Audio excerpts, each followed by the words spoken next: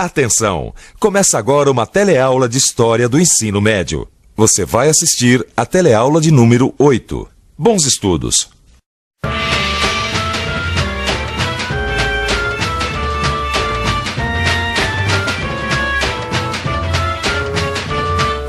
Hipócrates, um grego da antiguidade, é considerado o pai da medicina. Hoje nós vamos conhecer um pouco sobre este povo que tantas coisas nos deixou de herança e que, aliás, foi quem primeiro desenvolveu o estudo da história, os gregos.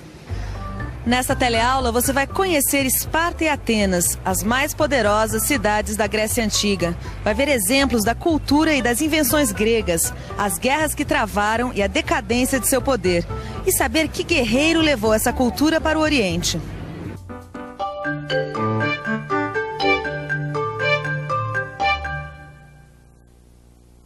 Quando falamos de Grécia Antiga, não estamos falando de um único país, mas de várias cidades independentes. Por volta de 800 a.C., os vários grupos que haviam chegado à região nos séculos anteriores já haviam se organizado em cidades-estado. Cada uma era como se fosse um pequeno país. Eram chamadas de polis. No começo, cada cidade-estado era governada por um rei, que arava a terra como todo mundo. A terra era a principal riqueza e sua posse símbolo de prestígio. Com o tempo, cada cidade desenvolveu características políticas e econômicas próprias.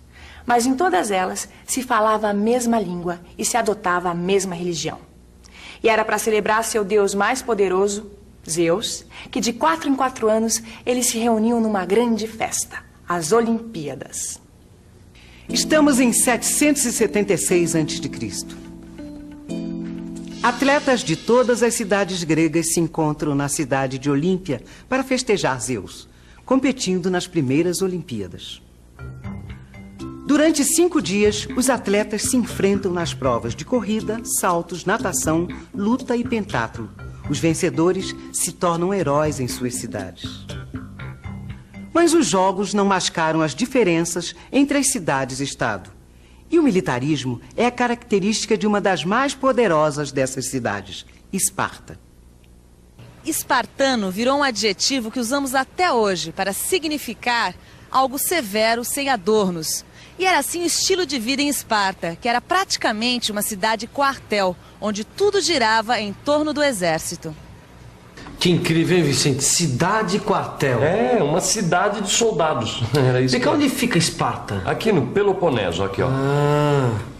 E que vida dura que eles escolheram, rapaz. Mas tem que lembrar que essa cidade foi fundada por um grupo de helenos chamado Dórios. Isso aí a gente já viu, lembra?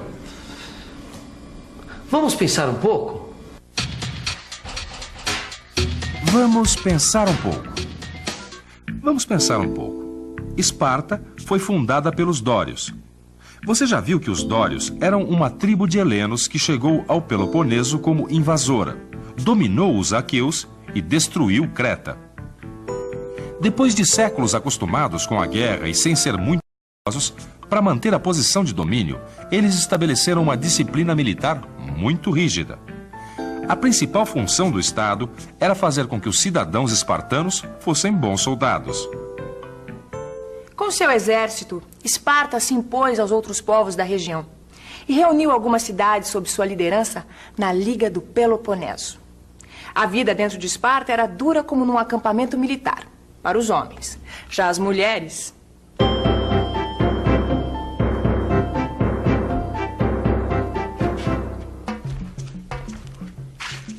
Ainda nos exercícios, mulher? Desse jeito você vai se atrasar para as compras. É que eu fiquei mais tempo na aula de leitura do que eu pensava e eu não quero relaxar na ginástica. Ai, faz muito bem. É por isso que você é mãe de soldados tão saudáveis. E o nosso caçula, que já vai fazer 7 anos. Mês que vem.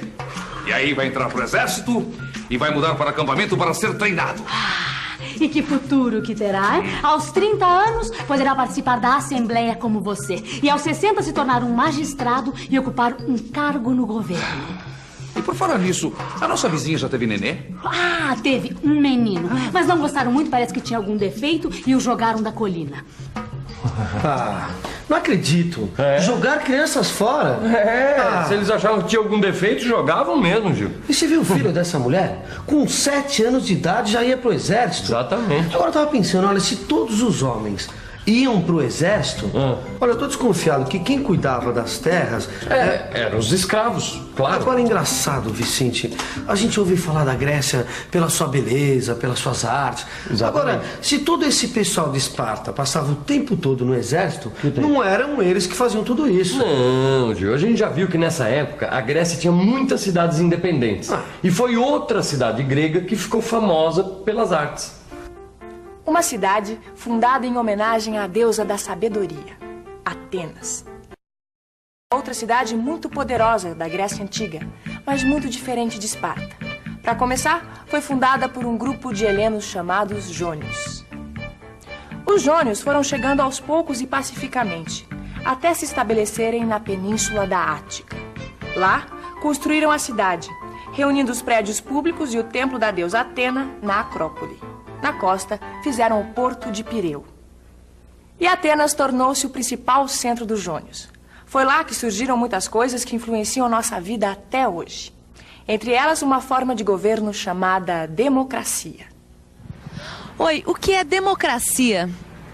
O direito do cidadão, né, de se expressar, decidir sobre sua vida, os seus governantes.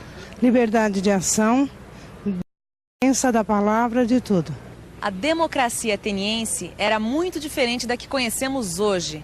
Votavam todos os cidadãos, mas cidadãos eram apenas os homens que tinham terras e que tinham prestado serviço militar. Não eram considerados cidadãos os estrangeiros, os escravos, as mulheres e os artesãos.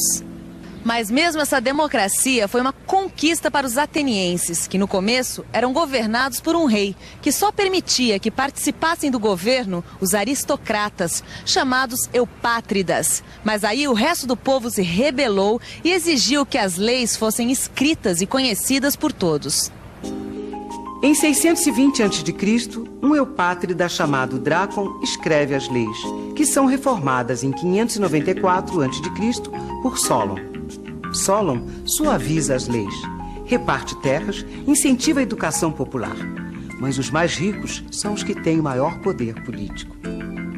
Por isso, em 560 a.C., Pisístrato toma o poder e estabelece uma tirania que dura 50 anos, até que o governo passa para Clístenes.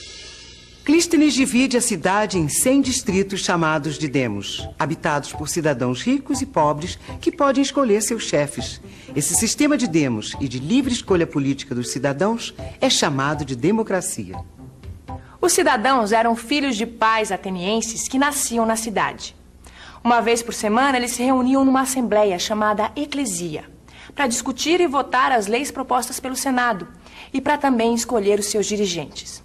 Quem cultivava a terra e trabalhava nas oficinas dos artesãos eram os escravos. Vai para a Ágora discutir política? Como todo cidadão? Algo especial? Isso é assunto de homem. E o nosso filho? Já foi para o ginásio com o pedagogo. Bom, espero que aprenda alguma coisa que preste, hein? Essas escolas estão cada dia mais caras. Paciência. Logo, logo ele vai fazer 18 anos e já vai entrar para o serviço militar. Bem, eu volto tarde. Hoje à noite eu vou ao festival. Vou assistir uma nova peça chamada Medeia, daquele encrenqueiro de Eurípides. Tarde. Logo hoje que vamos ter carne assada com pão de trigo. Bom, depois eu como um peixe com legumes por aí. E você não sai de casa, hein? E eu tenho alguma coisa para fazer fora de casa? Tá vendo, Vicente? A mulher ateniense não tinha a menor chance. Ah, mas não tinha mesmo. Nessa época, as atividades públicas e os divertimentos só para homem.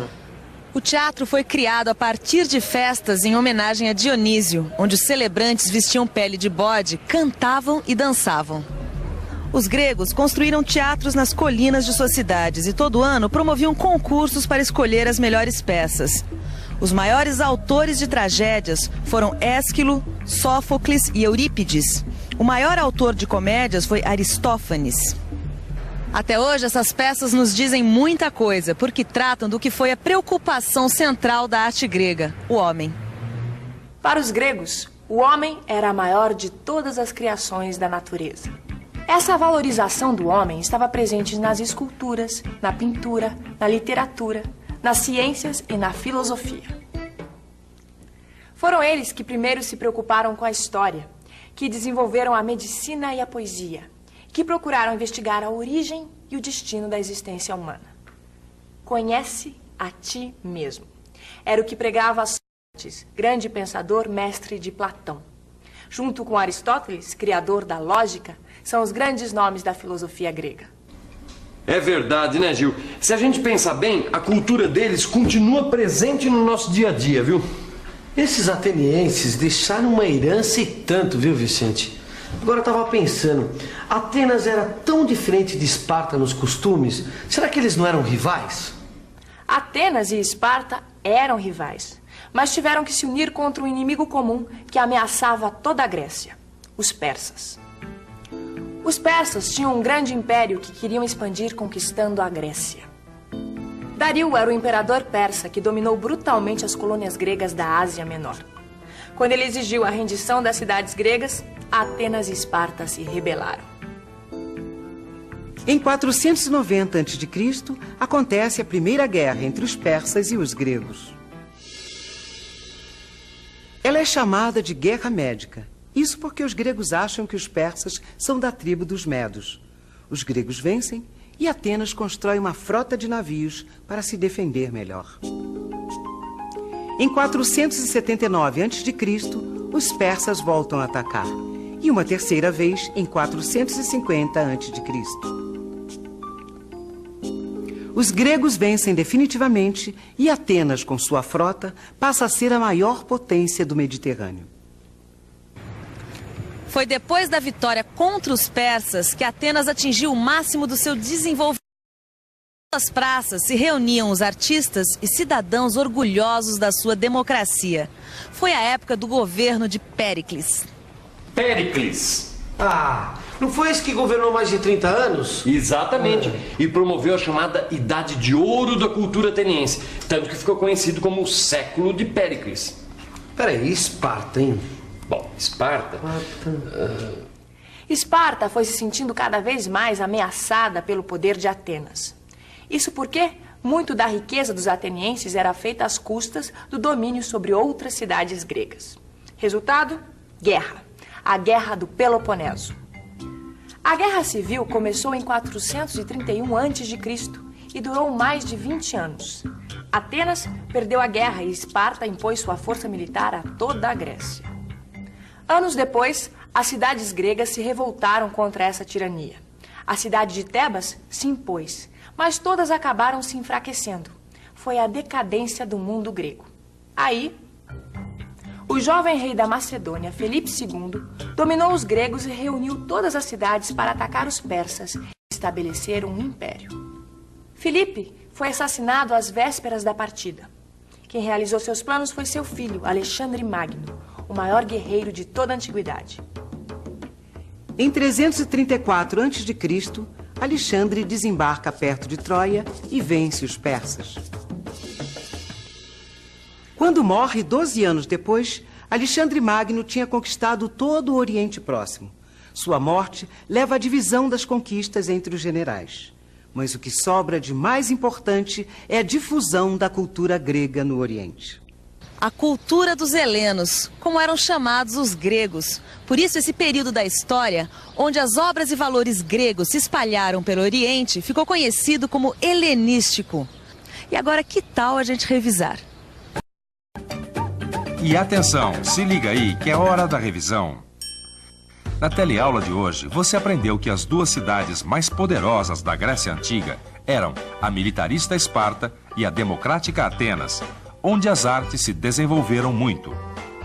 Viu que os gregos se uniram para vencer os persas nas chamadas Guerras Médicas.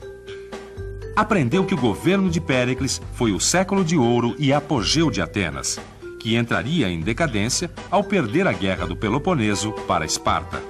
E viu como esse enfraquecimento dos gregos foi aproveitado pelos macedônios, que com Alexandre Magno conquistaram um grande império e difundiram a cultura grega no Oriente.